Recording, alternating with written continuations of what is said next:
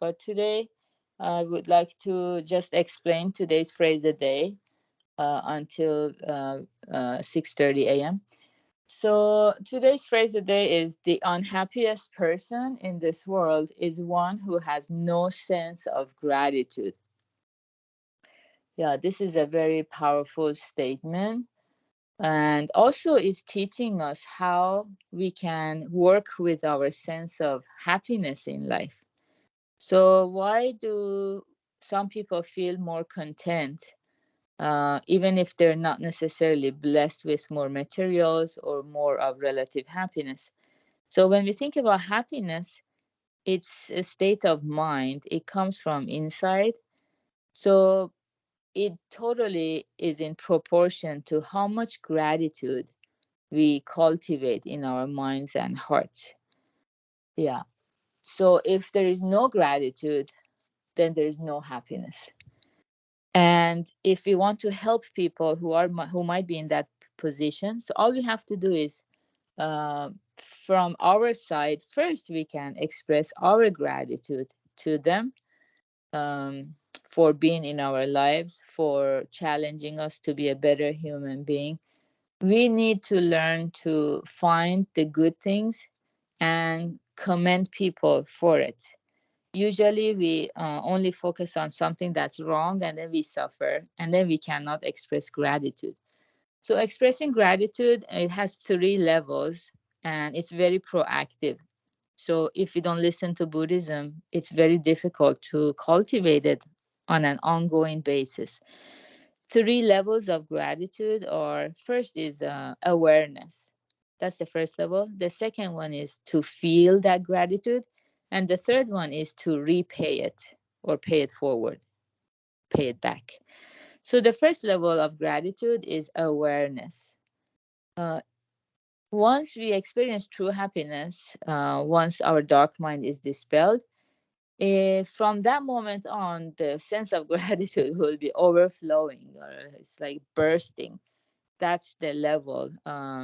After each webinar, we sing the song of grace and virtue of Amida. That's the level of gratitude. We will be willing to go through anything in order to repay our debt of gratitude, and not while suffering, but joyfully. So that's the ultimate level of gratitude. But if we don't have awareness of it, so of course we cannot feel it. So first, awareness. By learning Buddhism, we become aware of things that we need to be grateful for, but we often take them for granted. For example, right now we are breathing, we have oxygen. Hopefully our bodies are in relatively good shape. We take it for granted, but actually every time we get sick, we realize, wow, I had so much blessing and I never realized. Like last time I had a very bad cold. It was before the COVID. I I had difficulty breathing for the first time in my life, and then I realized, wow, all this time I was breathing normally, and I never stopped to express gratitude, or even saying, like, feeling the gratitude for my lungs. They're helping me breathe. That kind of gratitude, paying attention to details. Or if we are in a place right now, we have access to internet, so that's why we're all connected. Maybe we can spend a little time to think about where it comes from. Where does this wi-fi internet comes from? How many people put their heads together, worked so hard, and failed miserably so many times, just like Edison, who invented the light bulb. How many times they failed and they couldn't get it right, until finally it worked, and now we all have access to it, and we all use it, but almost don't think about it. So that's like, kind of stop and think about how much blessing we have, and thinking about the hardships that other people have gone through for us. When I go to the kitchen and I get water, usually we don't think anything, right? We just drink the water.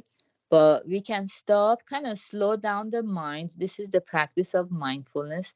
And think about, where does my drinking water come from? A long time ago, maybe people didn't have access to drinking water. Even now, not everybody might have access to it. Where does the tap water come from? And if you have a little time to do some research, we can have it like a family project together. Let's research and find out where the water comes from. I think in Southern California, where I am, it comes from Northern California. There are reservoirs, and they are sharing their water with us. We don't have rain here, so it's not our own. We are being blessed by the grace and kindness and generosity of uh, people who have access to that water, and then also somehow willingly or whatever, there are pipes, water pipes coming down to where I am, and all these water pipes through all these streets. So basically, we learn to see the cause and effect in a more and more deep way. That's how we practice every day. People keep asking me, how do I practice? So we need to deepen our awareness of the law of cause and effect, asking ourselves, where does this effect come from? Good or bad, where does it come from? Then we can see all the countless causes and conditions behind it. And that's what brings the second level of gratitude, which is warms our heart. We feel it. That feeling of how grateful I am, how blessed I am, it's what translates into contentment and happiness. And then the third level, what can I do now to pay it forward, to give back, and share this wonderful feeling with other people. Okay, so good job, everyone, for dedicating 30 minutes of your time to this practice for our mental health as well as spiritual growth. Today is Monday. We will have Right View Lab, 8 p.m., and have a beautiful Monday, start of your week. Take care. And I'm very grateful to have you all with us. Bye. Thank you. Thank you, Kin.